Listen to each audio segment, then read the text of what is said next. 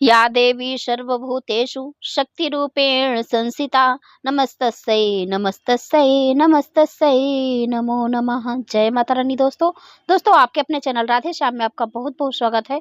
तो दोस्तों आज की वीडियो में हम आपको दुर्गा सप्तशती का दूसरा अध्याय सुनाने जा रहे हैं, जो कि है माँ का मध्यम चरित्र। और दोस्तों नवरात्रि में यदि दुर्गा सप्तशती का पाठ किया जाता है या सुना जाता है तो हमें व्रत का संपूर्ण फल मिलता है। और दुर्गा सप्तशती में वर्णित भी है कि माँ जितना पूजा पाठ से प्रसन्न होती हैं, उससे कई गुना ज्यादा ये दुर्गा सप्तशती पाठ करने से भी प्रसन्न होती हैं।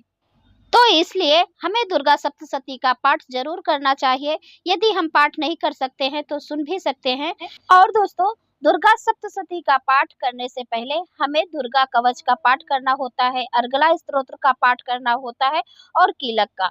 और इसकी वीडियो चैनल पर अपलोड है, आप लोग देख सकते हैं। और पहला अध्याय का दुर्गा सप्तशती का पाठ, पहला अध्याय और दुर्गा कवच का पाठ, अर्गला स्तोत्र और कीलक का पाठ इस चैनल पर अपलोड हो चुकी है, जो कि कल की वीडियो है, उसे भी आप देख सकते हैं। और दोस्तों ये कलश स्थापना की वीडियो है, इसे भी आप देखते जाइए और माता का मध्यम चरित्र सुनते जाइए। तो चलिए वीडियो को शुरू करते हैं। और दोस्तों वीडियो अच्छा लगा तो लाइक भी जरूर कीजिए, और कथा अधूरे में नहीं छोड़ा जाता है, तो आपसे निवेदन है कि पूर्ण जरूर सुनिए। अब हम माँ लक्ष्मी का ध्यान करते हुए पाठ का आरंभ करते हैं। ऋषि कहते हैं, पूर्व काल में देवताओं और असुरों में पूरे 100 वर्षों तक घोर संग्राम हुआ था। उसमें असुरों का स्वामी महिषासुर था और देवताओं के नायक इंद्र थे। उस युद्ध में देवताओं की सेना महाबली असुरों से परास्त हो गई। संपूर्ण देवताओं को जीतकर महिषासुर इंद्र बन बैठा। तब पराजित देवता प्रजापति ब्रह्मा जी को आगे करके उस स्थान पर गए जहां भगवान शंकर और विष्णु जी विराजमान थे। देवताओं ने महिषासुर के पराक्रम तथा अपने पराजय का यथावत वृतांत उन दोनों देवेश्वरों से विस्तार पूर्वक कह सुनाया। वे बोले, भगवान महिषासुर सूर्य, इंद्र, अग्नि, चंद्रमा, यम, वरुण तथा अन्य देवताओं के भी अधिकार छीनकर स्वयं ही सबका अधिष्ठाता बन बैठा है। उस दुरात्मा महिष ने समस्त देवताओं को स्वर्ग से निकाल दिया है। अब वे मनुष्य की भांति पृथ्वी पर विचरते हैं। दैत्यों की यह सारी करतूतें हमने आप लोगों से कह सुनाई। अब हम आपकी ही शरण में आए हैं, उसके वध का कोई उपाय सोचिए। इस प्रकार देवताओं से वचन सुनकर भगवान विष्णु और शिव ने दैत्यों पर बड़ा क्रोध किया। उनकी भौहें तन गई और मुंह टेढ़ा हो गया। तब अत्यंत कोप में भरे हुए चक्रपाणी श्री विष्णु के मुख से एक महान तेज प्रकट हुआ। इसी प्रकार ब्रह्मा, शंकर तथा इंद्र आदि अनन्याय देवताओं के शरीर से भी बड़ा भारी तेज निकला। वह सब मिलकर एक हो गया। महान तेज का वह पुंज जाज्वल्यमान पर्वत सा जान पड़ा। देवताओं ने देखा, वहां उनकी ज्वालाएं संपूर्ण दिशाओं में व्याप्त हो रही थी। देवताओं के शरीर से प्रकट हुए उस तेज की कहीं तुलना नहीं। एकत्रित होने पर वह एक नारी के रूप में परिणित हो गया और अपने प्रकाश से तीनों लोकों में व्याप्त जान पड़ा। भगवान शंकर का जो तेज था उससे देवी का मुख प्रकट हुआ और यमराज के तेज से उनके सिर में बाल आए। श्री विष्णु भगवान के तेज से उनकी भुजाएं उत्पन्न हुई। चंद्रमा के तेज से दोनों स्तनों का और इंद्र के तेज से मध्य भाग कटि प्रदेश का प्रादुर्भाव हुआ। वरुण के तेज से जंघा और पिंडली, पृथ्वी के तेज से नितंब भाग प्रकट हुआ। ब्रह्मा के तेज से दोनों चरण और सूर्य के तेज से उनकी अंगुलियां हुई। वसुओं के तेज से हाथों की अंगुलियां और कुबेर के तेज से नासिका प्रकट हुई। उस देवी के दांत प्रजापति के तेज से और तीनों नेत्र अग्नि के तेज से प्रकट हुए। उनकी भौहें संध्या के और कान वायु के तेज से उत्पन्न हुए थे। उसी प्रकार अनन्याय देवताओं के तेज से ही उस कल्याणमयी देवी का आविर्भाव हुआ। तदंतर देवताओं के तेज पुंज से प्रकट हुई देवी को देखकर महिषासुर से सताए हुए देवता बहुत प्रसन्न हुए। पिनाकधारी भगवान शंकर ने अपने शूल से एक शूल निकालकर उन्हें दिया। फिर भगवान विष्णु ने भी अपने चक्र से चक्र उत्पन्न करके भगवती को अर्पण किया। वरुण ने भी शंख भेंट किया। अग्नि ने उन्हें शक्ति दी और वायु ने धनुष तथा बाण से भरे हुए 2 तरकस प्रदान किए। सहस्त्र नेत्रों वाले देवराज इंद्र ने अपने वज्र से वज्र उत्पन्न करके दिया और ऐरावत हाथी से उतार कर 1 घंटा भी प्रदान किया। यमराज ने कालदंड से दंड, वरुण ने 5 और प्रजापति ने स्फटिकांच की माला तथा ब्रह्मा जी ने कमंडल भेंट किया। सूर्य ने देवी के समस्त रोमकूपों में अपनी किरणों का तेज भर दिया। काल ने उन्हें चमकती हुई ढाल और तलवार दी। क्षीर समुद्र ने उज्जवल हार तथा कभी जीर्ण यानी कभी मैले न होने वाले दिव्य वस्त्र भेंट किए। साथ ही उन्होंने दिव्य चूड़ामणि, 2 कुंडल, कड़े, उज्जवल अर्धचंद्र, सब बाहुओं के लिए केयूर, दोनों चरणों के लिए निर्मल नूपुर, गले की सुंदर हंसली और सब अंगुलियों में पहनने के लिए रत्नों की बनी अंगूठियां दी। विश्वकर्मा ने उन्हें अत्यंत निर्मल फरसा भेंट किया। साथ ही अनेक प्रकार के अस्त्र और अभेद कवच दिए। इसके सिवा मस्तक और वक्ष स्थल पर धारण करने के लिए कभी न कुम्हलाने वाले कमलों की मालाएं दी। जल निधि ने उन्हें सुंदर कमल का फूल भेंट किया। हिमालय ने सवारी के लिए सिंह तथा भांति भांति के रत्न समर्पित किए। धनाध्यक्ष कुबेर ने मधु से भरा पान पात्र दिया तथा संपूर्ण नागों के राजा शेष ने, जो इस पृथ्वी को धारण करते हैं, उन्हें बहुमूल्य मणियों से विभूषित नागहार भेंट दिया। इसी प्रकार अन्य देवताओं ने भी आभूषण और अस्त्र शस्त्र देकर देवी का सम्मान किया। तत्पश्चात उन्होंने बारंबार अट्टहास पूर्वक उच्च स्वर से गर्जना की। उनके भयंकर नाद से संपूर्ण आकाश गूंज उठा। देवी का वह अत्यंत उच्च स्वर से किया हुआ सिंहनाद कहीं समा ना सका और आकाश उनके सामने लघु प्रतीत होने लगा। उससे बड़े जोर की ध्वनि हुई, जिससे संपूर्ण विश्व में हलचल मच गई और समुद्र कांप उठे, पृथ्वी डोलने लगी और समस्त पर्वत हिलने लगे। उस समय देवताओं ने अत्यंत प्रसन्नता से सिंहवाहिनी भवानी से कहा, देवी तुम्हारी जय हो। साथ ही महर्षियों ने भक्ति भाव से विनम्र होकर उनका स्तवन किया। संपूर्ण त्रिलोकों को क्षोभग्रस्त देख दैत्यगण अपने समस्त सेना को कवच आदि से सुसज्जित कर हाथों में हथियार ले सहसा उठकर खड़े हो गए। उस समय महिषासुर ने बड़े क्रोध में आकर कहा, आहा, यह क्या हो रहा है। फिर वह संपूर्ण असुरों से घिरकर वह उस सिंहनाद की ओर लक्ष्य करके दौड़ा और आगे पहुंचकर उसने देवी को देखा, जो अपनी प्रभा से तीनों लोकों को प्रकाशित कर रही थी। उनके चरणों के भार से पृथ्वी दबी जा रही थी, माथे के मुकुट से आकाश में रेखा खींची जा रही थी तथा वे अपने धनुष की टंकार से 7 पातालों को क्षुब्ध किए देती थी। देवी के अपने हजारों भुजाओं से संपूर्ण दिशाओं को आच्छादित करके खड़ी थी। तदंतर उनके साथ दैत्यों का युद्ध छिड़ गया। नाना प्रकार के अस्त्र शस्त्रों के प्रहार से संपूर्ण दिशाएं उद्भासित होने लगी। चिछुर नामक महान असुर महिषासुर का सेवा नायक वह देवों से युद्ध करने लगा। अन्य दैत्यों की चतुर्गर्णी सेना साथ लेकर चामर भी लड़ने लगा। 60,000 रथियों के साथ आकर उदग्र नामक महादैत्य ने लोहा लिया। 1 करोड़ रथियों को साथ लेकर महाहनु नामक दैत्य युद्ध करने लगा, जिसके रोए तलवार के समान तीखे थे। वह असिलोमा नाम का महादैत्य 5 करोड़ रथी सैनिकों के सहित युद्ध में आ डटा। 60 लाख रथियों से घिरा हुआ बासकल नाम का दैत्य भी उस युद्ध भूमि में लड़ने लगा। परिवारित नामक राक्षस हाथी पर सवार और घुड़सवारों के अनेक दलों तथा 1 करोड़ रथियों की सेना लेकर युद्ध करने लगा। बिडाल नामक दैत्य 5 अरब रथियों से घिरकर लोहा लेने लगा। इनके अतिरिक्त और भी हजारों महादैत्य रथ, हाथी और घोड़ों की सेना साथ लेकर वहां देवी के साथ युद्ध करने लगे। स्वयं महिषासुर उस रणभूमि में कोटि कोटि सहस्त्र रथ, हाथी और घोड़ों की सेना से घिरा हुआ खड़ा था। वे दैत्य देवी के साथ तोमर, भिंदी पाल, शक्ति, मुसल, खड़ग, परशु और पट्टिस आदि अस्त्र शस्त्रों का प्रहार करते हुए युद्ध करते रहे। कुछ दैत्यों ने उन पर शक्ति का प्रहार किया, कुछ लोगों ने पास फेंके तथा कुछ दूसरे दैत्यों ने प्रहार करके देवी को मार डालने का उद्योग किया। देवी ने भी क्रोध में भरकर खेल खेल में ही अपने अस्त्र शस्त्रों की वर्षा करके दैत्यों के वे समस्त अस्त्र शस्त्र काट डाले। उनके मुख पर परिश्रम या थकावट का रंच मात्र भी चिन्ह नहीं था।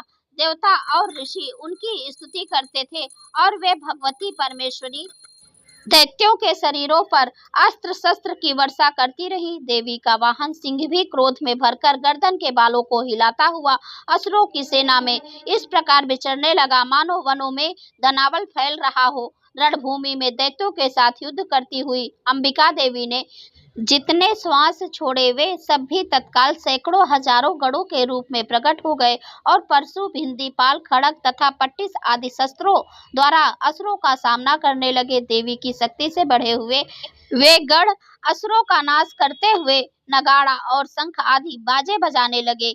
उस संग्राम महोत्सव में कितने ही गण मृदंग बजा रहे थे। तदंतर देवी ने त्रिशूल से, गदा से, शक्ति की वर्षा से और खड़ग आदि से सैकड़ों महादैत्यों का संहार कर डाला। कितनों को घंटे के भयंकर नाद से मूर्छित करके मार गिराया। बहुतेरे दैत्यों को पांच से बांधकर धरती पर घसीटा। कितने ही दैत्य उनकी तीखी तलवार की मार से दो दो टुकड़े हो गए। कितने ही गदा की चोट से घायल हो धरती पर सो गए। कितने ही मुसल की मार से अत्यंत आहत होकर रक्त वमन करने लगे। कुछ दैत्य शूल से छाती फट जाने के कारण पृथ्वी पर ढेर हो गए। उस रणागढ़ में बाण समूहों की वृष्टि से कितने ही असुरों की कमर टूट गई। बाज की तरह झपटने वाले देव पीड़क दैत्य गण अपने प्राणों से हाथ धोने लगे। किन्हीं की बाहें छिन्न भिन्न हो गई, कितने की गर्दन कट गई। कितने ही दैत्यों के मस्तक कट कट कर गिरने लगे। कुछ लोगों के शरीर मध्य भाग में ही विदीर्ण हो गए। कितने ही महादैत्य जंघे कट जाने से पृथ्वी पर गिर पड़े। कितने को ही देवी ने एक बाह, एक पैर और एक नेत्र वाले करके दो टुकड़ों में चीर डाला। कितने ही दैत्य मस्तक कट जाने पर भी गिरकर फिर उठ जाते और केवल धड़ के ही रूप में अच्छे अच्छे हथियार हाथ में ले देवी के साथ युद्ध करने लगते थे। दूसरे कबंध युद्ध के बाजों की लय पर नाचते थे। कितने ही बिना सिर के धड़ हाथों में खड़ग, शक्ति और सृष्टि लिए दौड़ते थे तथा दूसरे दूसरे महादैत्य ठहरो ठहरो यह कहते हुए देवी को युद्ध के लिए ललकारते थे। जहाँ यह घोर संग्राम हुआ था वहाँ की धरती देवी के गिराए हुए रथ, हाथी, घोड़े और असुरों की लाशों से ऐसी पट गई थी कि वहां चलना फिरना असंभव हो गया था। दैत्यों की सेना में हाथी, घोड़े और असुरों के शरीर से इतनी अधिक मात्रा में रक्तपात हुआ था कि थोड़ी ही देर में वहां खून की बड़ी बड़ी नदियां बहने लगी। जगदम्बा ने असुरों की विशाल सेना को क्षण भर में नष्ट कर दिया। ठीक उसी तरह जैसे तृण और काठ के भारी ढेर को आग कुछ ही क्षण में भस्म कर देती है, और वह सिंह भी गर्दन के बालों को हिला हिलाकर जोर जोर से गर्जन करता हुआ दैत्यों के शरीर से मानो उनके प्राण चुने लेता था। वहां देवी के गणों ने भी महादैत्यों के साथ ऐसा युद्ध किया जिससे देवतागण उन पर आकाश से फूल बरसाने लगे और उन सब से बहुत संतुष्ट हुए। इति श्री मार्कंडे पुराणे सर्वर्णे के मनवंतरे देवी महामते से महिषासुर सैन्य वधो नाम द्वितीयो अध्याय संपूर्णम। दुर्गा सप्तशती का तीसरा अध्याय। ऋषि कहते हैं, दैत्यों की सेना को इस प्रकार तहस नहस होते देख वह दैत्य सेनापति जिछुर क्रोध में भरकर अंबिका देवी से युद्ध करने को आगे बढ़ा। वह असुर रणभूमि में देवी के ऊपर इस प्रकार बाणों की वर्षा करने लगा जैसे बादल मेरुगिरी के शिखर पर पानी की धार बरसा रहा हो। तब देवी ने अपने बाणों से उसके बाण समूहों को अनायास ही काटकर उसके घोड़ों और सारथी को भी मार डाला। साथ ही उसके धनुष तथा अत्यंत ऊंची ध्वजा को भी तत्काल काट गिराया। धनुष कट जाने पर उसके अंगों को अपने बाणों से बिंध डाला। धनुष, रथ, घोड़े और सारथी के नष्ट हो जाने पर असुर ढाल और तलवार लेकर देवी की ओर दौड़ा। उसने तीखी धार वाली तलवार से सिंह के मस्तक पर चोट करके देवी की बाईं भुजा में बड़े वेग से प्रहार किया। राजन, देवी की बाह पर पहुंचते ही वह तलवार टूट गई।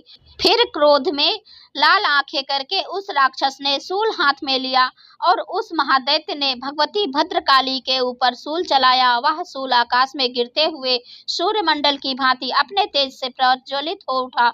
उस शूल को अपनी ओर आते देख देवी ने भी शूल का प्रहार किया। उससे राक्षस के शूल के सैकड़ों टुकड़े हो गए। साथ ही महादैत्य जिछुर की भी धज्जियां उड़ गई और वह प्राणों से हाथ धो बैठा। महिषासुर के सेनापति उस महापराक्रमी जिछुर के मारे जाने पर देवताओं को पीड़ा देने वाला चामर हाथी पर चढ़कर आया। उसने भी देवी के ऊपर शक्ति का प्रहार किया, किंतु जगदम्बा ने उसे अपने हुंकार से ही आहत एवं निष्प्रभ करके तत्काल पृथ्वी पर गिरा दिया। शक्ति को टूटकर गिरी हुई देख चामर को बड़ा क्रोध हुआ। अब उसने शूल चलाया, किंतु देवी ने उसे भी अपने बाणों द्वारा काट डाला। इतने में ही देवी का सिंह उछलकर हाथी के मस्तक पर चढ़ बैठा और उस दैत्य के साथ खूब जोर लगाकर बाहु युद्ध करने लगा।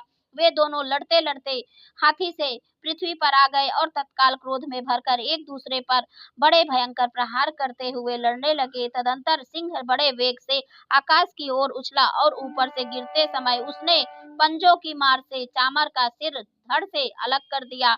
इसी प्रकार उदग्र भी शिला और वृक्ष आदि की मार खाकर रणभूमि में देवी के हाथ से मारा गया तथा कराल भी दांतों, मुक्कों और थप्पड़ों की चोट से धराशायी हो गया। क्रोध में भरी हुई देवी ने गदा की चोट से उद्धत का कचूमर निकाल डाला। भिंदीपाल से वाशकल को तथा बाणों से ताम्र व अंधक को मौत के घाट उतार दिया। 3 नेत्रों वाली परमेश्वरी ने त्रिशूल से उग्रास्य, उग्रवीर तथा महाहनु नामक दैत्य को मार डाला। तलवार की चोट से विडाल के मस्तक को धड़ से काट दिया।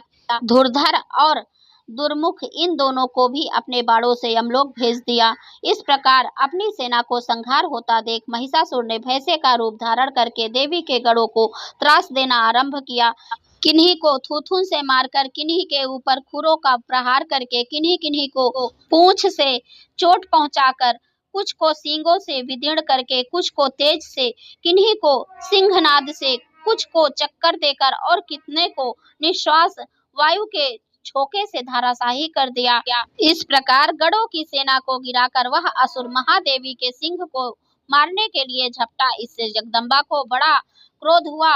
उधर महापराक्रमी महिषासुर भी क्रोध में भरकर धरती को खुरों से खोदने लगा और अपने सींगों से ऊंचे ऊंचे पर्वतों को उठाकर फेंकने और गरजने लगा। उसके वेग से चक्कर देने के कारण पृथ्वी क्षुब्ध होकर फटने लगी। उसकी पूंछ से टकराकर समुद्र सब ओर से धरती को डुबोने लगा।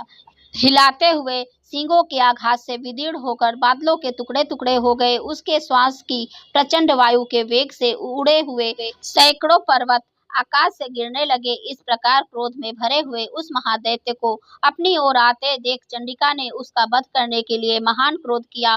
उन्होंने पास फेंककर उस महान असुर को बांध लिया। उस महासंग्राम में बच जाने पर उसने भैंसे का रूप त्याग दिया और तत्काल सिंह के रूप में प्रकट हो गया। उस अवस्था में जगदम्बा ज्यों ही उसका मस्तक काटने को उद्यत हुई, त्यों ही वह खड्गधारी पुरुष के रूप में दिखाई देने लगा। तब देवी ने तुरंत ही बाणों की वर्षा करके ढाल व तलवार के साथ उस पुरुष को भी बींध डाला। इतने में ही वह महान गजराज के रूप में परिणित हो गया तथा अपनी सूंड से देवी के विशाल सिंह को खींचने व गरजने लगा। खींचते समय देवी ने तलवार से उसकी सूंड काट डाली। तब उस दैत्य ने पुनः भैंसे का शरीर धारण कर लिया और पहले की ही भांति चराचर प्राणियों सहित तीनों लोकों को व्याकुल करने लगा। तब क्रोध में भरी भरी हुई जगन्य माता चंडिका बारंबार उत्तम मधु का पान करके और लाल आंखें करके हंसने लगी। उधर वह बल और पराक्रम के मद से उन्मत्त हुआ राक्षस अपनी सींगों से चंडी के ऊपर पर्वतों को फेंकने लगा। उस समय देवी अपने बाणों के समूहों से उसके फेंके हुए पर्वतों को चूर्ण करती हुई बोली। बोलते समय उनका मुख मधु के मद से लाल हो रहा था और वाणी लड़खड़ा रही थी। देवी ने कहा, ओ मूढ़, मैं जब तक मधु का पान करती हूँ तब तक तू क्षण भर के लिए खूब गरज ले। मेरे हाथों से यही तेरी मृत्यु हो जाने पर अब शीघ्र ही देवता भी गर्जना करेंगे। ऋषि कहते हैं, यूं कहकर देवी उछली और उस महादैत्य के ऊपर चढ़ गई। फिर पैर से दबाकर उन्होंने शूल से कंठ में आघात किया। उनके पैर से दबा होने पर भी महिषासुर अपने मुख से दूसरे रूप में बाहर होने लगा। तभी आधे शरीर से बाहर ही वह निकलने पाया था कि देवी ने अपने प्रभाव से उसे रोक दिया। आधा निकला होने पर भी वह महादैत्य देवी से युद्ध करने लगा। तब देवी ने बहुत बड़ी तलवार से उसका मस्तक काट गिराया। फिर तो हाहाकार करती हुई दैत्यों की सारी सेना भाग गई तथा संपूर्ण देवता अत्यंत प्रसन्न हो गए। देवताओं ने दिव्य महर्षियों के साथ दुर्गा देवी का स्तवन, गंधर्वराज, नाग तथा अप्सराएं नृत्य करने लगी। इति श्री मार्कंडे पुराणे सर्वर्णे के मन्वंतरे देवी महामते महिषासुरवधो नाम तृतीयो अध्याय संपूर्णम्। तो एक बार प्रेम से बोलिए माँ जगदम्बा की जय। तो दोस्तों, आज की वीडियो में आपने सुना दुर्गा सप्तशती का मध्यम चरित्र, दूसरा अध्याय और तीसरा अध्याय। अब कल की वीडियो में आप सुनेंगे चौथा और पांचवा और छठा अध्याय। तो दोस्तों, अब मैं मिलती हूँ अगले वीडियो में। तब तक के लिए नमस्कार और वीडियो देखने के लिए बहुत बहुत धन्यवाद। और दोस्तों, एक आपसे विनती है, यदि वीडियो अच्छी लगे तो लाइक जरूर कीजिए। आपके एक लाइक्स, एक कमेंट्स मेरे लिए बहुत महत्वपूर्ण होते हैं। तो इसलिए वीडियो अच्छी लगे तो एक लाइक्स जरूर करें और कमेंट में जय माता दी अवश्य लिखें। जय माता दी।